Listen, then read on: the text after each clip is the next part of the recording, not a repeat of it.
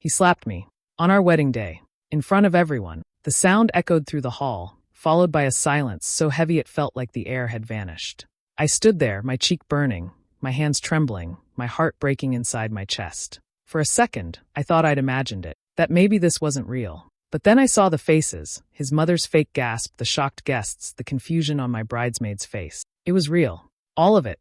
I could still hear his voice, cold and sharp, cutting through the silence. You disrespected my mother, Emily. I wanted to scream that it wasn't true. I wanted to tell everyone what had really happened, what she had whispered to me just before he walked over. But the words were stuck in my throat. My tears blurred the world around me. I saw his mother, Deborah, standing behind him, pretending to be heartbroken, clutching her pearls like she'd just been attacked. Her eyes met mine, and in that tiny smirk, I saw satisfaction. She had won. Seconds before the slap, she had leaned in close to me while Ryan wasn't looking. She whispered something cruel, something that no one could have prepared me for on my wedding day. I had tried to stay calm, to ignore her, to not let her ruin this day for me. But she wanted this reaction. She wanted me broken and small. And Ryan gave her exactly what she wanted. He didn't even ask me what had happened. He didn't give me a chance to speak. He just raised his hand in anger and struck me, his bride, the woman he had promised to love and protect. I could see the shock in a few guests' eyes, but no one moved. No one came forward. Maybe they were scared. Maybe they didn't want to get involved. I could hear my heartbeat pounding in my ears.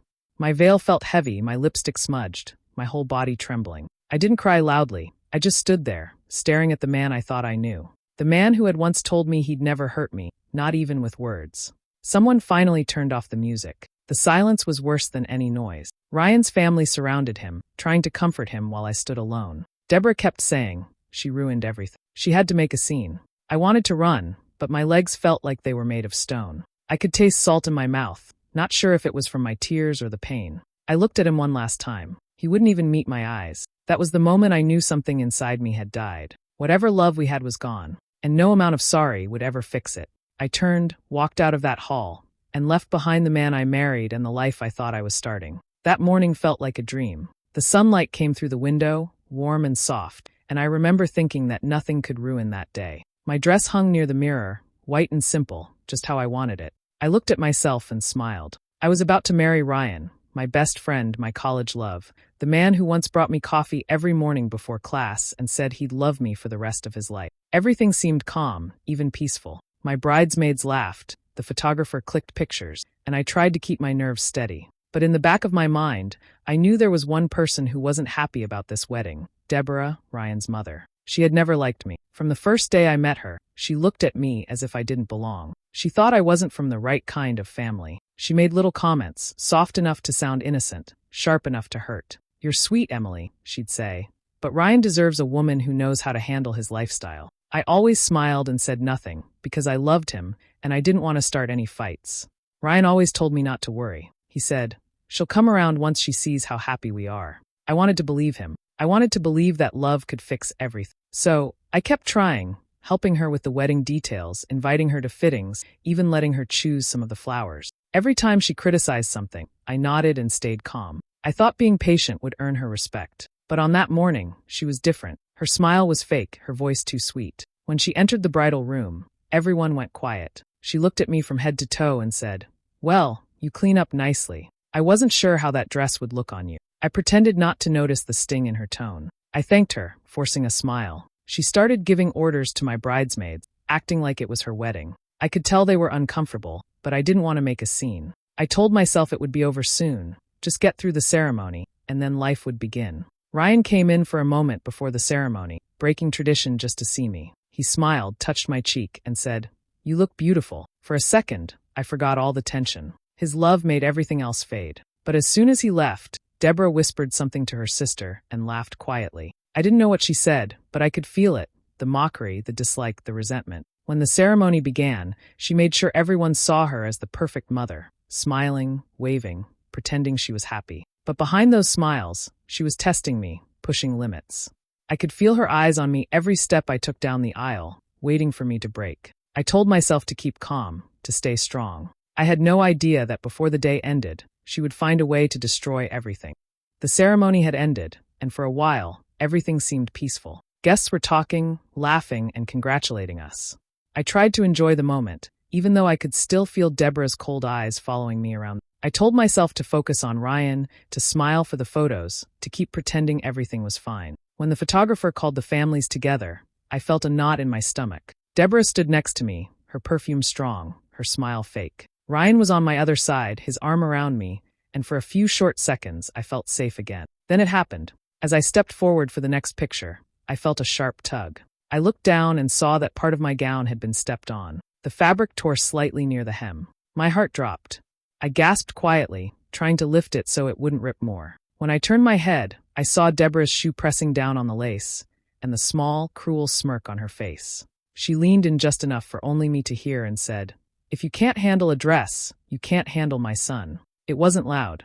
No one else heard her, but her words burned through me. I'd stayed silent through her insults for months. I'd let her say things just to keep peace. But at that moment, something inside me cracked. I was tired of pretending, tired of swallowing her poison. I turned to her, kept my voice calm, and said quietly, "Please stop, Mrs. Mitchell." That was all. No shouting, no anger, just those few words. But her face changed instantly. Her fake smile disappeared, replaced by something colder. She stepped back and looked around, making sure people were watching. Then, she gasped dramatically and said, "Oh my God, how could you speak to me like that?" Everyone turned toward us. I froze. Before I could say anything, she was already walking toward Ryan. She touched his arm and started crying fake tears. "Your wife insulted me, Ryan," she said loud enough for the guests to hear. I tried to explain, but he didn't even look at me. His face hardened and he said, "What did you say to my mother?" I opened my mouth, but the words didn't come out fast enough. Deborah kept crying, shaking her head, saying, "She told me to stop talking in front of everyone. She embarrassed me." Ryan's jaw clenched. He didn't ask me what happened. He didn't give me a chance to speak. He just stepped closer, his voice sharp. "How could you disrespect my mother on our wedding day?" Before I could respond, his hand came up. The sound of the slap cut through the music, through the laughter, through everything. My face stung, but what hurt more was the betrayal in his eyes. He had believed her without hesitation. Deborah's tears vanished the moment his hand met my face. When I looked at her again, she was smiling. A slow, proud smile. She had finally gotten what she wanted. The moment his hand hit my face, the entire room changed. Gasps filled the air. Some people looked away, some whispered, and a few even laughed nervously, unsure what to do. I stood there frozen, my cheek burning, my heart beating so fast it hurt. My veil had fallen to the floor, and I could barely breathe. Then Ryan spoke, his voice loud and angry. "You embarrassed me in front of everyone." That sentence hurt more than the slap. It was like every bit of love he ever showed me vanished in a second. His family surrounded him immediately, acting like he was the one who had been wronged. Deborah cried fake tears again, saying, "She ruined the wedding, Ryan. I told you she wasn't ready for this family." I tried to speak, but my voice broke. "Ryan, please." He didn't even let me finish. He turned his back to me. My bridesmaids rushed to my side. One of them, Claire, tried to help me stand, whispering, "Emily, let's just go outside." Another one told Ryan to calm down, but his brother shouted, "You should have known better than to talk to his mom like that." It was chaos. People started taking sides, whispering, staring. I could feel their eyes on me, judging, pitying, gossiping. I didn't want to be there anymore. The music had stopped, the lights felt too bright, and my chest was tight. Without saying another word, I turned and walked out. My heels slipped on the polished floor, so I kicked them off and kept walking barefoot. My dress dragged behind me, torn and dirty, but I didn't care. The cold air hit me as soon as I stepped outside, and I could finally breathe again. I could still hear the noise from inside, the shouting, the arguing, Deborah pretending to faint. It all felt like a nightmare I couldn't wake up from. I walked to the parking lot, the gravel cutting my feet, and found my car. I sat inside, still wearing my wedding dress, shaking uncontrollably. For a long time, I just stared at the steering wheel. I didn't cry right away. I was too numb, too broken. Then it hit me.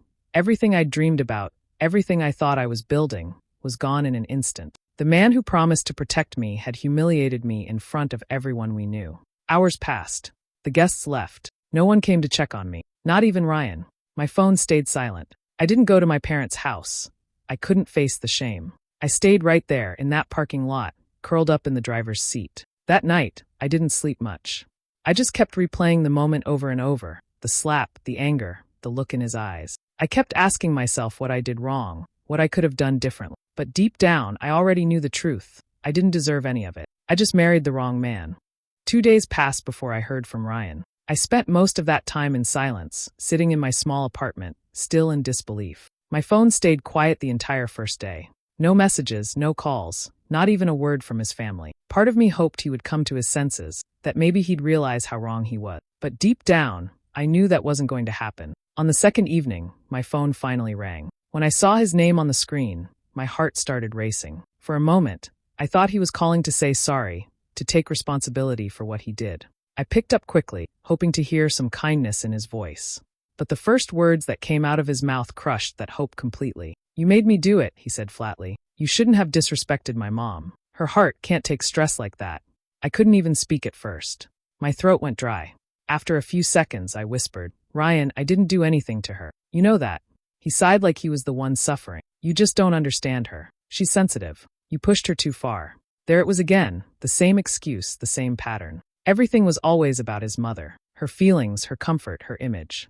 I was never part of that equation. I realized he didn't love me the way I thought he did. He loved his mother's control more than he loved me. He didn't ask if I was okay. He didn't ask where I went or how I was feeling. He just kept saying, "You need to fix this. Mom doesn't deserve that kind of disrespect." I finally interrupted him. My voice was calm but cold. "Ryan, your mother isn't the one you married. I am. And if this is how you treat me, there's nothing left to fix." There was silence on the line for a few seconds. Then he said, "You're overreacting. You're lucky I'm even calling." That sentence broke something inside me completely. The man I once thought was gentle and kind had turned into a stranger. I didn't yell. I didn't cry. I just ended the call and stared at my phone for a long time, realizing that I had been holding on to a version of him that didn't exist anymore. That night, I started packing my things, the few clothes and belongings I'd brought with me when I moved in with him after the engagement. Each item felt heavy with memories I no longer wanted to keep. When I closed the suitcase, it felt like I was closing the last door to that part of my life. I left his key on the kitchen counter and walked out. The air outside was cold, but it felt cleaner than anything I'd breathed in weeks. I drove back to my small apartment, the one I'd left behind when we got engaged. It wasn't much, but it was mine. It was quiet, safe, and free from Deborah's voice and Ryan's control. I told myself that this was it. I would start over, rebuild my life, and never look back. But as I soon learned, fate wasn't done with me yet. Months went by and slowly, I began to feel like myself again. The pain didn't disappear overnight, but it softened with time. I focused on my work, spent time with friends who truly cared, and tried to rebuild the pieces of my life that Ryan and his mother had broken. Each day felt like a small step toward freedom. I stopped waiting for an apology that would never come and started finding peace in small, quiet moments. Morning coffee, evening walks, and the silence of my little apartment. I found a new job at a local event company. It wasn't glamorous, but I loved it. The people there were kind, respectful, and they treated me like I mattered. For the first time in months, I could smile without forcing it. I poured all my energy into learning, creating, and moving forward. One morning, as I was sorting through the mail, I noticed an envelope with handwriting that looked oddly familiar. When I saw the name on the corner, my hands froze. It was from Deborah Mitchell, Ryan's mother. I stared at it for a while, not sure if I wanted to open it. Part of me thought it might be another insult wrapped in polite words, but curiosity got the better of me. Inside was a short letter written in her perfect, elegant handwriting. The first few lines were formal, almost cold. Then the tone shifted. She said Ryan had lost his job a few months ago. His company had downsized, and he'd been struggling ever since. She wrote that things had become difficult for them financially and emotionally. At the end, she added one line that made my stomach twist. She wrote, "I know things ended badly between us, but perhaps you could help for old time's sake." I just sat there for a moment, staring at the words, not knowing whether to laugh or cry. The same woman who once looked down on me, who called me unworthy of her son, was now asking for help. I thought back to all those moments when she mocked me for my simple life, for not being classy enough. I remembered how she made me feel small, like I'd never fit into their perfect world. And now that same world had turned against them. I placed the letter on the table and took a deep breath. I didn't feel angry anymore. I just felt free.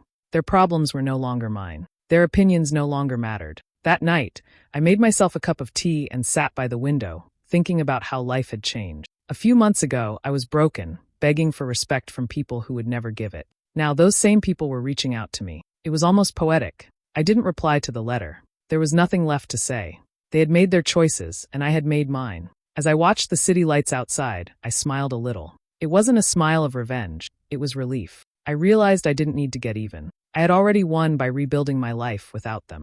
After getting that letter, I didn't respond. There was no point in going back to that part of my life. Instead, I poured all my focus into something that gave me peace, my work. I had spent months helping with events at my new job, and I realized how much I enjoyed it. I loved organizing, decorating, and seeing people's faces light up when everything turned out perfectly. It made me feel like I was creating happiness for others, even if I hadn't had any on my own wedding day. So I decided to take a chance. I left my job and started my own small business. I called it Emily Grace Events.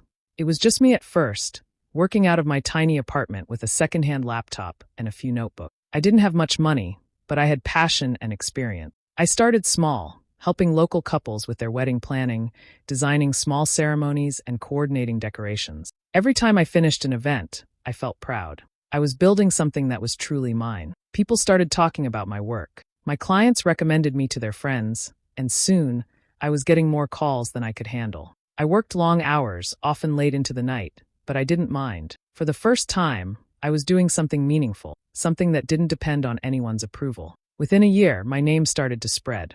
I began getting invitations to bigger venues, larger events, and even destination weddings. Seeing Emily Grace Events printed on banners and invitations felt unreal. I'd gone from being humiliated at my own wedding to helping other brides create the beautiful day I never got to have. One afternoon, as I was checking emails, I saw a new booking request. It was from a woman named Haley Mitchell. The last name made me pause, but I didn't think much of it. Mitchell was common enough. She said she was planning her wedding and had heard great things about my company. She wanted to meet in person to discuss themes and ideas. When she arrived at my office a few days later, my heart skipped a beat. Walking behind her was Deborah. Her hair was grayer now, her face a little more tired, but I'd recognize her anywhere. For a moment, I just stared, unable to believe what I was seeing. Haley, her niece, had no idea who I was. She smiled and said, "Everyone says you're the best."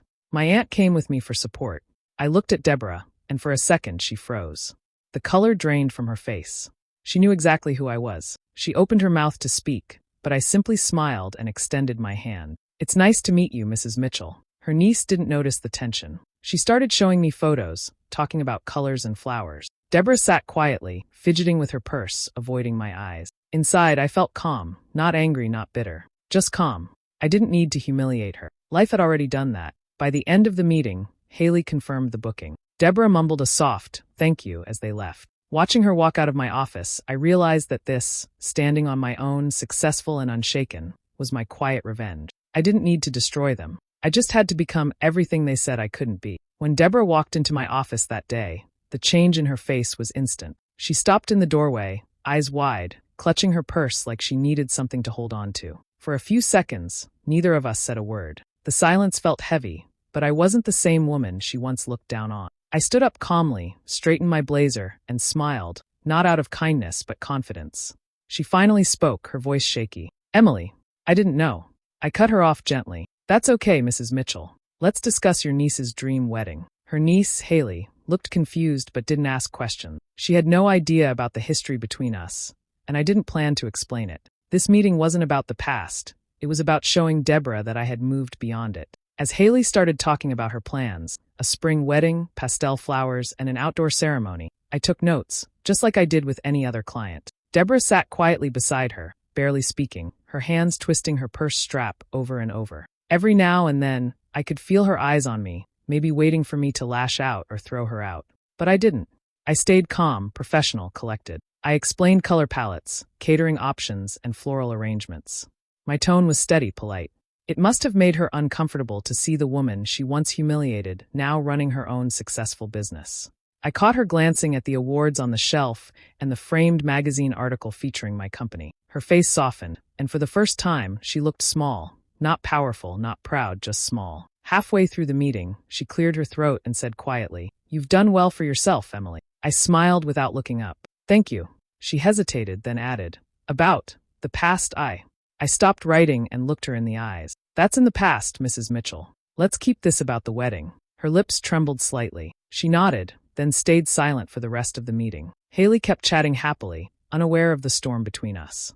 I kept my focus on her, helping her make choices that would make her day perfect. When the meeting ended, Haley shook my hand and said, "Thank you so much, Emily. You're amazing." She turned to Deborah. "Aunt Deb, wasn't she wonderful?" Deborah forced a small smile. "Yes, she really was." I walked them to the door. As Deborah stepped out, she paused and turned back. "I'm sorry," she said softly. It wasn't loud, but I heard it. I nodded once and replied, "Take care, Mrs. Mitchell." When the door closed, I sat back in my chair, feeling a quiet satisfaction. I hadn't needed to raise my voice or get revenge through anger. My success was enough. The woman who once made me feel worthless had seen me standing strong, in control, and unshaken. That was the real revenge, not through hate but through peace. A few months after that meeting with Deborah, life had settled into something calm and steady. My business was doing well, I was finally happy, and I had stopped thinking about Ryan and his family. Then one afternoon, while I was arranging flowers for an upcoming wedding, my receptionist walked in and said, "There's someone here to see you." When I looked up, I froze for a second. It was Ryan. He looked completely different from the man I once knew. His shoulders were slumped, his suit wrinkled, and his eyes carried a kind of sadness that couldn't be hidden. For a moment, neither of us spoke. I just stood there, waiting for him to explain why he had come. "Emily," he said finally, his voice low. "I made a mistake." I didn't reply. I just looked at him, calm and steady. He took a deep breath and continued. "Mom lied. She told me you were rude to her, that you insulted her. I believed her, and I was wrong." Hearing those words didn't bring any satisfaction, just a quiet sense of closure. I had waited so long for him to see the truth, but now that he did, it didn't change anything. The woman who had once cried for him was gone. I had rebuilt myself from the pain he caused, and there was no part of me that wanted to go back. He looked around the office, noticing the photos on the walls, the happy couples, the success that had grown from what once broke me. "You did all this?" he asked softly. "Yes," I said. "Every bit of it." He nodded slowly, like he was realizing what he had lost. "I'm proud of you," he said, his voice trembling slightly. "I wish I'd been the kind of man who stood by you instead of hurting you." I stayed quiet. There were no words left to fill the space between us. Then he said the thing I knew was coming. "Can we start over? I've changed. I know now what I lost." I looked him in the eyes, those same eyes I once thought I'd look into for the rest of my life. My voice was calm when I spoke. "You slapped me to defend a lie, Ryan. You broke something that can't be fixed with an apology. I'll never let anyone do that to me again." His face fell, and for the first time, I saw real regret there. Not anger, not pride, just regret. He nodded slowly, unable to say more. I walked to the door and opened it for him. "Take care of yourself," I said softly. He walked out without looking back. I stood there for a while, letting the silence fill the room. When I finally sat down again, a strange peace settled over me. I realized I wasn't angry anymore. I wasn't hurt. I was free, truly free, for the first time in my life. Years passed, and life slowly turned into something beautiful again. I had built a peaceful routine, surrounded by good people who treated me with kindness. My business grew beyond what I ever imagined, and through it all, I learned how to love myself again. I wasn't searching for anyone. I had made peace with my past. But then, unexpectedly, I met Daniel. He wasn't loud or flashy like Ryan had been. He was gentle, thoughtful, and patient, the kind of man who listened before speaking. We met when he hired me to plan his sister's wedding. What started as friendly conversations turned into late-night talks, shared laughs, and a quiet understanding that didn't need words. For the first time in a long time, I felt safe. 2 years later, he proposed in the simplest, most genuine way. Just us, a small park, and a ring that he said reminded him of my strength. I said yes, not because I needed someone to complete me, but because I finally wanted to share my peace with someone who deserved it. Our wedding day was small and full of warmth. The ceremony took place in a garden surrounded by family and friends who truly cared for us. When the music played and Daniel lifted my veil, he smiled and whispered softly, "You deserve peace." Something inside me shifted at that moment. I had heard many things in my life, anger, lies, false promises, but those 3 words carried more meaning than all of them combined. For the first time, I believed them. I wasn't the broken bride who had run barefoot out of a wedding hall years ago. I was a woman who had faced her pain, rebuilt her world, and found love that felt safe. After the ceremony, while greeting guests, I caught a glimpse of someone across the garden. Deborah. She was standing near the exit, watching from a distance. Her hair was grayer, her posture less proud. When our eyes met, she quickly looked away, pretending to check her phone. I didn't feel anger or hate, only pity. There was a time when her opinion could crush me, when her words could shake my confidence.